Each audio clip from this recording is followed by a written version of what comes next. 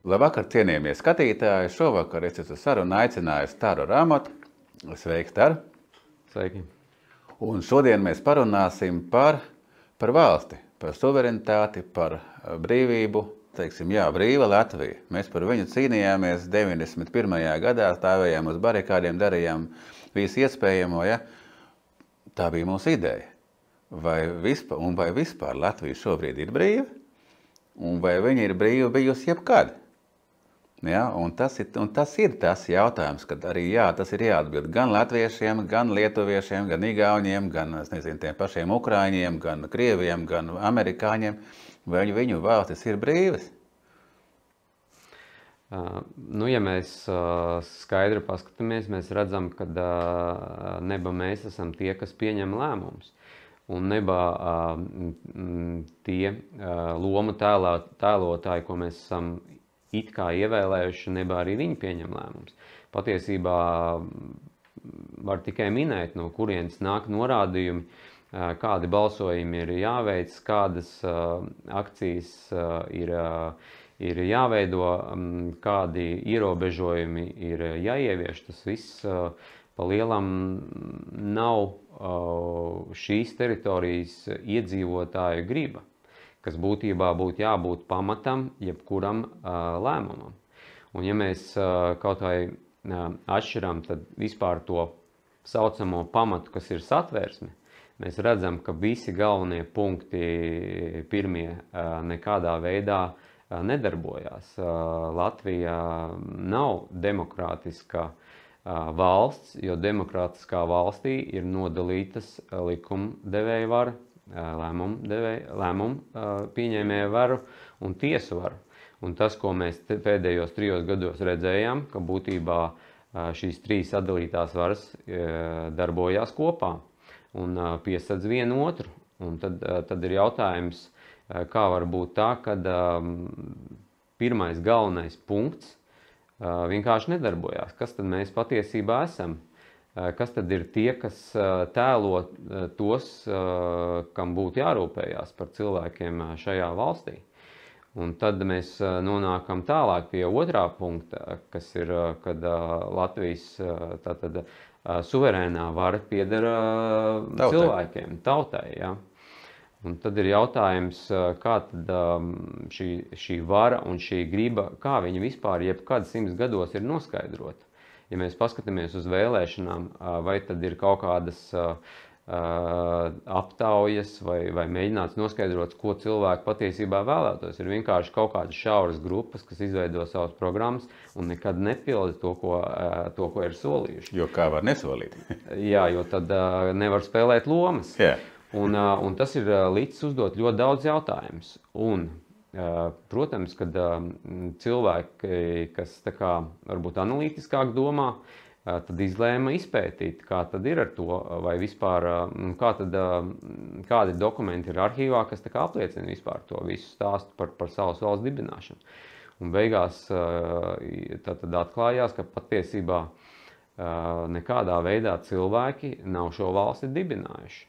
Un ja mēs mēģinām atminēties vai parunāt ar saviem vecākiem, vecvecākiem, tad kādā veidā mēs šo valsti dibinājam. Jo mēs varam vilkt analoģiju ar to, kad mēs zinām, kā dibinās, pieņemsim, biedrības, kā dibinās firmas, kā dibinās nodibinājumi un tā tālāk.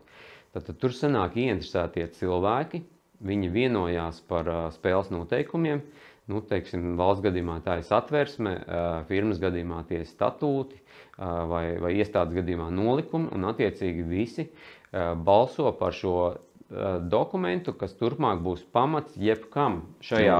Vai balso vai nebalso? Jā. Un sanāk tā, ka 100 gadu laikā nevarēja uzorganizēt to, ka cilvēki šeit piekrīt, ka šī būs mūsu spēles noteikumi.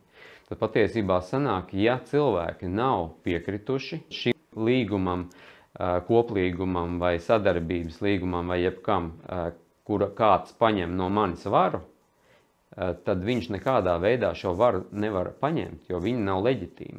Un tas, kad pasaka, ka mēs vēlēšanās atdodam varu, tas tā nav. Jo ja mēs neesam piekrituši ka mēs caur vēlēšanām atdodam varu, ja mēs par šiem noteikumiem neesam vienojušies, tad mēs varu neesam atdevuši. Tas nozīmē, ja mēs neejam uz vēlēšanām, ja mēs neparakstam tādā sarakstā. Nē, mēs varam iet uz vēlēšanām, bet viņas nav leģitīmas, jo mēs neesam vienojušies cilvēki šeit, pamatiedzīvotāji. Šīs zemes pamatiedzīvotāji nav vienojušies, ka satversme būs pamats mūsu turpmākām attiecībām. Bet mums taču stāsta, ka mums taču ir satversmes sapulce, Nacionālā teātrī sapulcējušies, tur ļoti daudz cilvēku, un tad tur pieņēma, nobalsoja. Visi ļoti skaisti. Tas, uz ko virzījās, un arhīva izpēta to apliecina, tad viss tika virzīts sekojoši uz to, kad, kā saka, cilvēki, kas ir ievēlēti, lai šo dokumentu sastādītu, viņi savu darbu būtu izdarījuši, un tālāk tautai būtu jābalso par to. Un mēs zinām, ka, protams, tie laiki nebija vienkārši, un tur bija visādi apvērsumi, un šos apvērsumus mēs joprojām piedzīvojam. Arī tā skaitā tas, kad lēmēja vara tika nodota izpildvarai, tad ministrijām, arī ir valsts apvērsums. Un šie valsts apvērsumi nav beigušies, un cilvēks tikai sēž un skatās uz to visu. Bet patiesībā ir tā, ka ja mēs to aptvertu, tad tā spēlīte varētu arī sākt beigties. Nu, bet viss ir atkal mēs atgriežamies pie sākuma, ka viss ir tevī, viss ir manī, viss ir katrā no mums. Ja cik mēs tādā visā piedalāmies, cik mēs akceptējam to, kas notiek tā vai citādi, tik arī tas notiek. Tad, kad tu nedod zaļo gaismu tam visam, kas notiek, es nedod zaļo gaismu, kas notiek, vai arī cilvēki, kas to pašu dara, viņš jau nevar bez mums iztikt. Tā sistēma jau bez mums nevar strādāt, viņai jau nav no kā. Viņa nekādā veidā nevar, bet otrādāk mēs varam. Mēs patiesībā spējam tā kā dzīvot bez, droši vien, ka tas prasīs laiku, bet pa lielam, jā, tas ir arī, manā redzējumā, tas ir arī vienīgā iespēja izdzīvot šajos laikos, jo kaut arī atkal skatoties visas statistikas, mēs redzam, uz kurien tas viss virzās. Bet tas nozīmē, ka faktiski tad tā ir katra mūsu pašpietiekamība. Cik mēs esam pašpietiekami, cik mēs esam patstāvīgi, cik mēs esam nobrieduši. Tas ir jautājums, ko katram ir jāuzdod sev, bet arī ir jāapzinās, kad mūsos ir bailes. Un bailes ir tajā pašā prāta līmenī. Tad tie ir instinkti, kas tev tā kā, tev pietrūkst gribas, tev pietrūkst tā pamata, garīgā droši vien pamata, lai tu tā kā varētu paļauties. Un ar to tiek spēlēts un manipulēts. Visā sabiedriskā telpā mēs ļoti labi piedzīvojam, kad tāda baiļu kampaņa, kāda bija pēdējos 3 gadus, nav pieredzēta. Nē. Tieši tāpēc, lai mēs paliktu instinktos, lai mēs būtu gatavi samierināties ar jebko, lai it kā justos šķietamā drošībā. Un tā ir tā politika, kas... Šķietamā drošībā. Šķietamā, protams. Un tā ir tā politika, dēļ kā patiesībā ir atņemts privātums pēdējos 20 gadus, kopš droši vien 2001. gada 11. septembra, kurā būtībā galvenais pasaules policists tad arī pateica, ka turpināsim spēlēt tādu spēli, kurā noteikumi būs stingrāki un šķietamās drošības labā. Nu jā, bet viss jau ir relatīvs. Bet tad faktiski mēs ar šito visu nonākam pie kā? Pie tā, ko runāja kādreiz savulaik Valdis Steins, pie tautsvaldības. Ja, kad katrā ģimenē ir viens, kas tiek pārstāvēts tālāk, katrā ciemā ir viens, kas tiek pārstāvēts tālāk, un katrā reģionā ir viens, kas tiek pārstāvēts tālāk, un šie cilvēki ir tie, kas veido to valdības modeli, to izpildvaru laikam, un lēmēju var arī. Es domāju, tur ir jāapzinās arī vēl dziļāki ūdeņi. Patiesībā vispār ir jautājums, vai vispār pastāv iespēja vienoties. Un mēs jau savā mentalitātē ļoti labi redzam, ka tas patiesībā ir gan vai neiespējami. Bet arī ir jautājums tajā, vai varbūt, kad mēs varam sākt runāt par to, vai vispār valstis ir labākās, teiksim, tādas organizācijas, kas var rūpēties par cilvēkiem. Varbūt, ka mēs to jautājumu varam atvērt un saprast, kad ir vēl dažādas dibinājumi un dažādas formas, kas ļauj tātad atgriezties uz zemes daudzveidībai. Mēs ļoti labi saprotam, ka daudzveidība ir tā, kas arī uztur dzīvību uz šīs zemeslodes. Un jo viņa ir mazāka, jo lielāks ir drauds tajā, kad iestāsies kāda katastrofa. Un pa lielam tādā dabas ekosistēmā mēs to piedzīvojam, kad ar šo monokultūru pieeju un ar vēlmi nopelnīt patiesībā visa zeme ir pataisīta neauglīga un tur ir strupceļš tajā.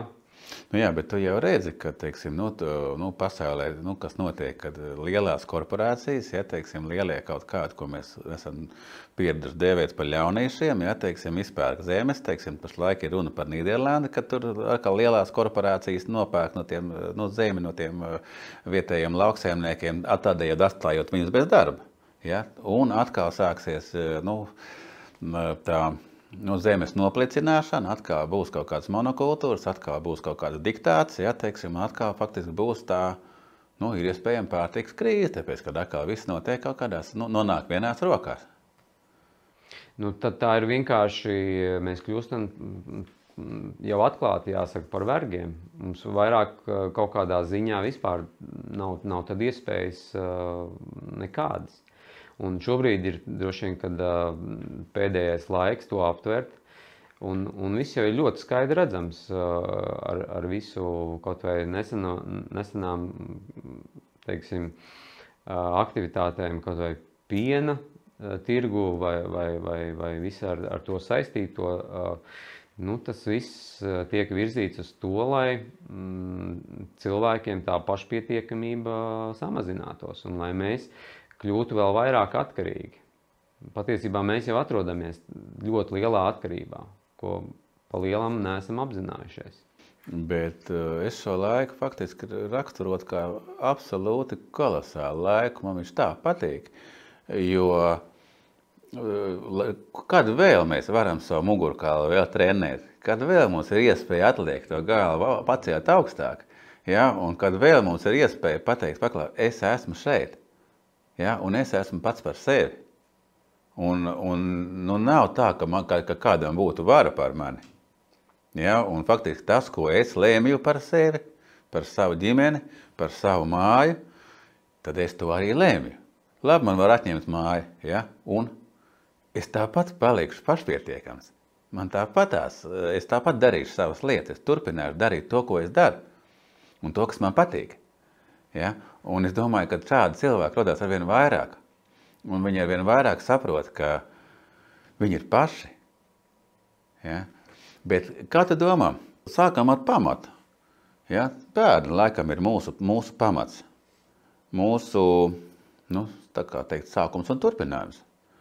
Ja? Un tur, kur ir bērni, tur ir izglītība. Jo faktiski mums ir visā dzīvajā dabā vecāki ir tie, kas apmāca tos savus bērnus turpmākajai dzīvē. Tie ir tie cilvēki, kas viņiem ieliek to pamatu. Kā tu redzi šī brīža izglītība šajā teritorijā vai vispār pasaulē? Arī izglītības ziņām arī mēs atrodamies strupceļā, jo patiesībā arī mēs šajā ceļā pazaudējam lielāko vērtību.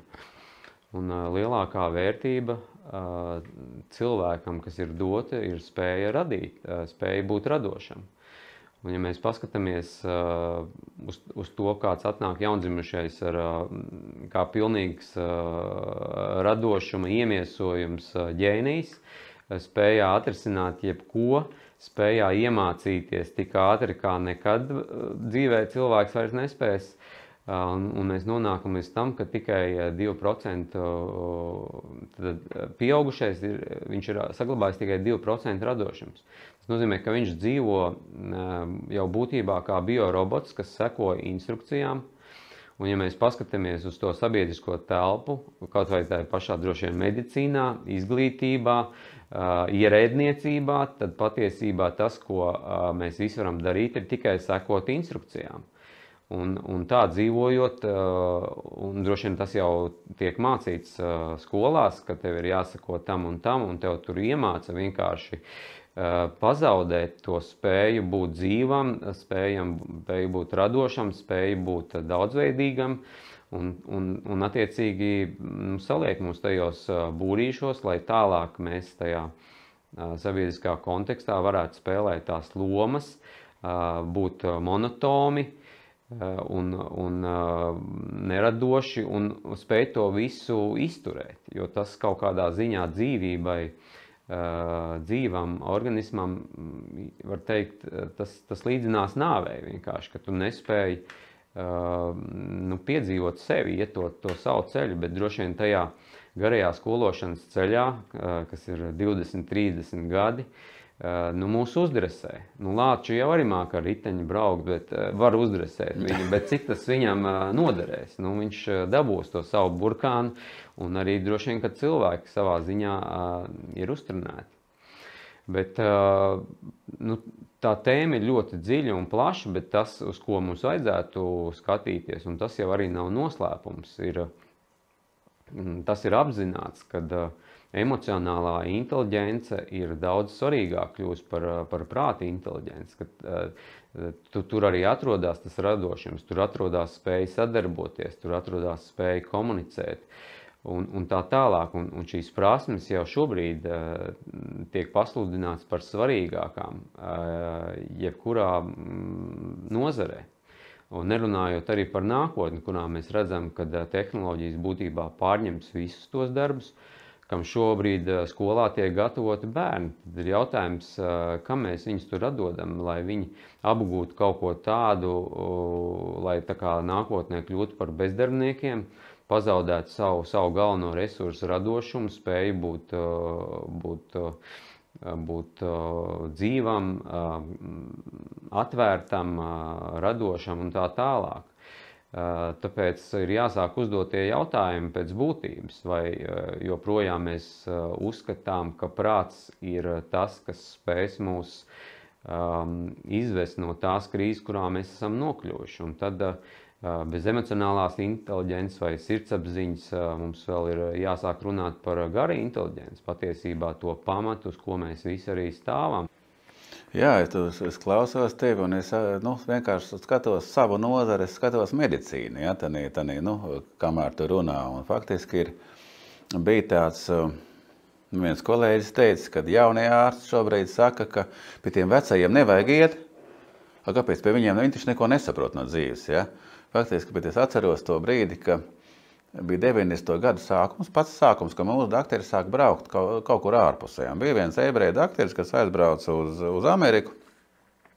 Un viņš pēc kāda laika atgriezās, vienkārši atbrauc savējos apciemot. Un bija televīzijas intervija nokārt tādu notikums, ja, kad reku mūsu dakteris, kas ir tagad bijis tur, tagad viņš ir atbraucis, un tagad, kā te tev tur gāja?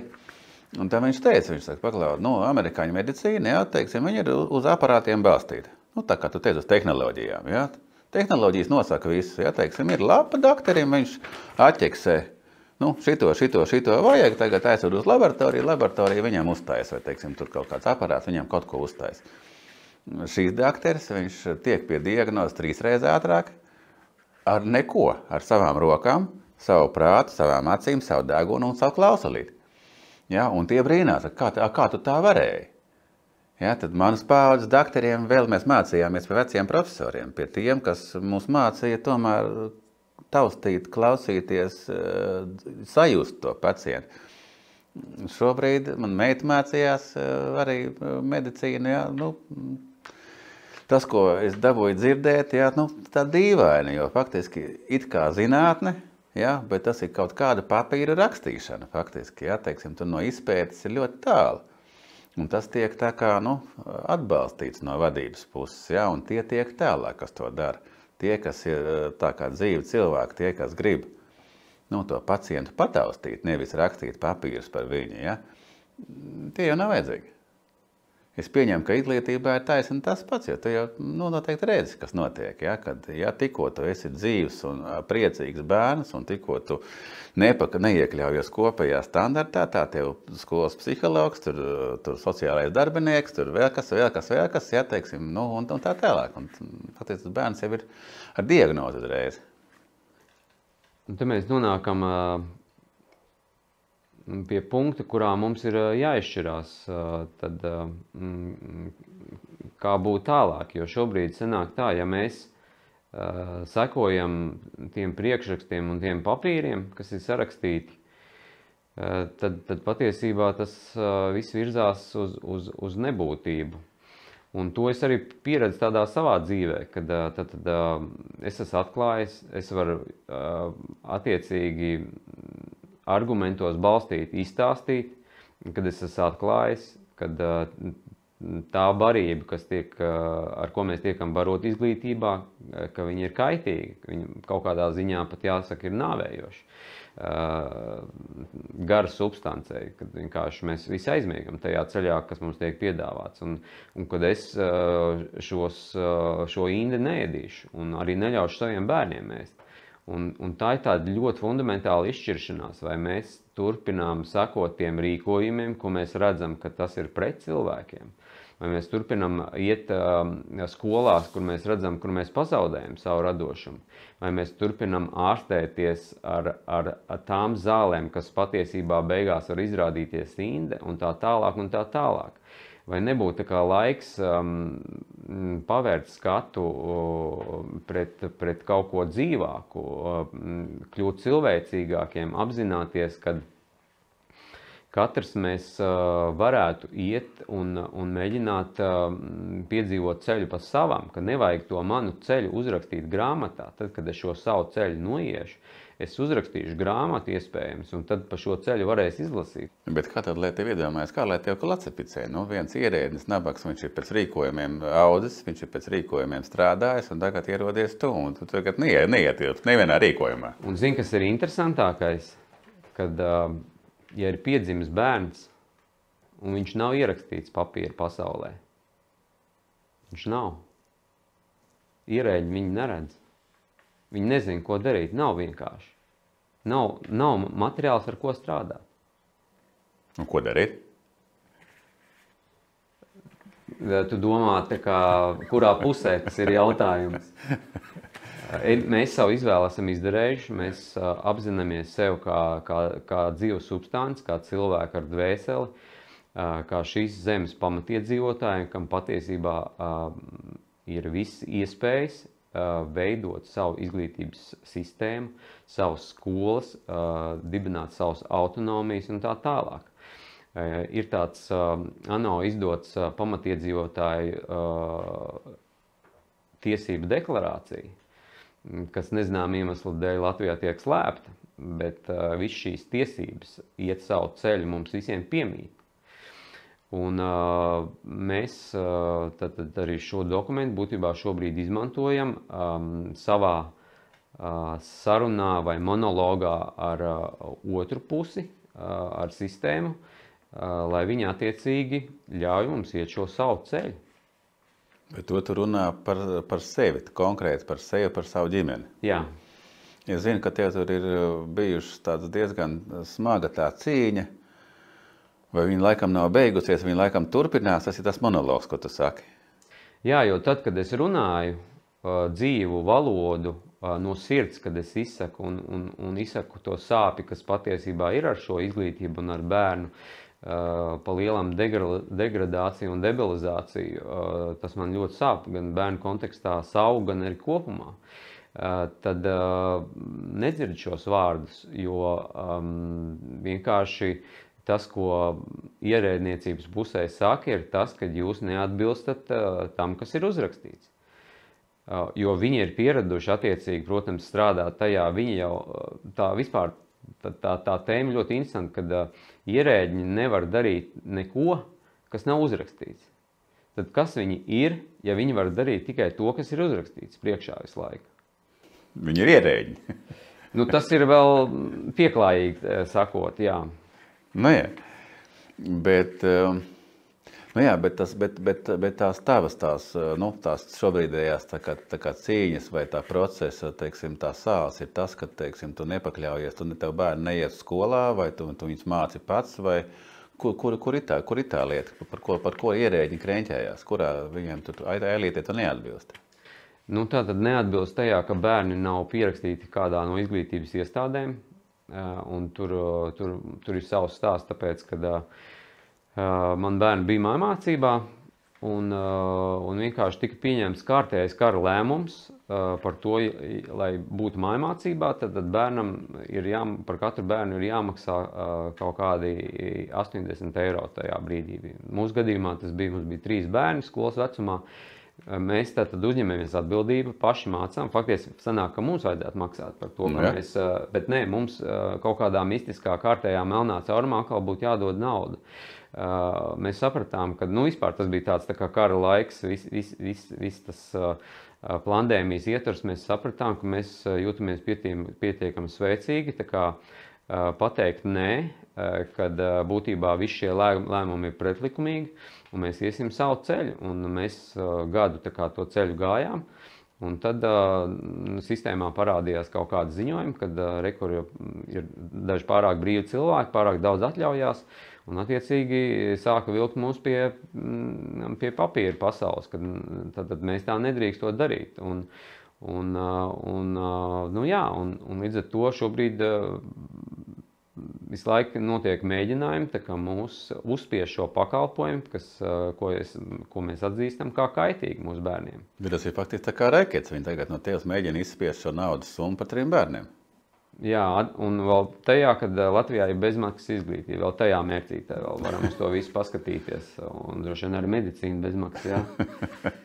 Jā, tā kā mēs ejam savu ceļu, un tas, ko mēs esam atraduši būtībā, ir šis pamatiedzīvotāja status, kas mums ļauj dibināt savas skolas un kaut kā izglītības sistēmu un veidot arī savu autonomiju. Un pēdējās vēstules, ko es esmu sūtījis, vai prasības, ir vienkārši tātad ievērot šīs pamatiedzīvotāja tiesības, notiek kārtējās atrakstīšanās, un galvenie lietu virzītāji vispār man nav atbildējuši likumā noteiktajā kārtībā, vispār nav snieguši atbildi. Un mēs saprotam, ka viens no risinājumiem, ko jau es arī tajā savā vēstulē minēju, ir, ka mēs vienkārši virzamies uz savu autonomiju šajā teritorijā, ko sauc par Latviju. Bet viņi noteikti nezina, ko nozīmē pamatiedzīvotāji. Viņi iespējams nezina, bet iespējams uzzinās. Ja gribēs noskaidrot, kas tad tas tāds ir, jā. Izstāst tādu, lūdzu, kas ir pamatiedzīvotāji? Tas ir tāds ieviests termins, lai tā kā definētu tātad cilvēkus, kas droši vien ir dzīvojuši teritorijā pirms valsts dibināšanas. Droši vien domājot par Amerikas indiāņiem, par Austrālijas aborigēniem, bet mēs arī paši labi apzināmies, ka šajā vietā, teritorijā, ko sauc par Latviju, no seniem laikiem ir dzīvojuši dažādas ciltis, un joprojām mēs dzirdam latgaliešu valodu, joprojām arī lībiešu valodu šur tur ir dzirdams. Tātad dažādu grupu pārstāvi joprojām ir klātesoši šajā teritorijā. Un mēs, pētot savus radu rakstus, droši vien, ka varam izpētīt, ka mūsu vecstāvi droši vien šeit ir dzīvojuši jau gan 19. gan 18. gadsimtā. Tātad patiesībā mēs visi šeit esam pamatiedzīvotāji. Un tad pēc tam kaut kad ir radušās kaut kādas organizatoriskas formas, lai tā kā apkopotu un izveidotu savu tādu ietvaru, lai pastāvētu par kaut kādām savām lietām. Tā kā mums visiem ir šīs tiesības iet savus ceļus. Pašnoteikties. Jā, pašnoteikti. Un tās ir cilvēku pamattiesības. Tas ir ļoti daudzās deklarācijās aprakstīts. Tas nozīmē, ka mēs jebkurā brīdī mums nav atkal jāgaida, ka mēs visi to varam pašnoteikties, visi atkal vienoties, visdrīzāk grūti tas būtu. Bet mēs varam sākt kaut vai ar ģimeni, vai varbūt mums ir kaut kāda jau kopiena, vai varbūt mums ir ciems, kurā mēs aptveram, ka mēs varētu nodrošināt labāku tātad šo sistēmu. tajā, lai mēs nonāktu pārticībā ne tikai materiālā, bet arī garīgā, kurā būtu kopumā viss tas, ko mēs vēlamies piedzīvot. Tātad faktiski iznāk, ka mums visas iespējas ir, un tas viss ir uzrakstīts, bet tikai mēs to nezinām un neizmantojam tādēļ. Pat ja tas nebūtu uzrakstīts, mums ir Dieva dotās tiesības. Mēs esam piedzimuši uz šīs zemes, un kāpēc Dievs nevienam putnam, nevienam zvēram nav nekāda papīra vajadzīga, lai viņš šķērsot kaut kādas robežas, lai viņš pavadītu augsto laiku siltās zemēs un otrādāk. Kāpēc cilvēks gudrais ir tikai vienīgais, kas kārtējo reizi beigās atkal nokļūst muļķa lomā un ir nespējīgs aptvert vienkārši patiesības, kas stāv acu priekšā. Mēs esam atnākuši uz šo zemi piedzīvot dzīvi un vēlams tādu, kādu mēs vēlamies, nevis tādu, kādu liek mums dzīvot citi. Kolosāli, es domāju, šito mēs varētu arī šodien beigt ar to. Tas varētu būt spēlējums faktiski mūsu skatītājiem piedzīvot šo dzīvi tādu, kādu mēs to vēlamies. Paldies jums! Paldies, Tev, Tara! Paldies, Edgar!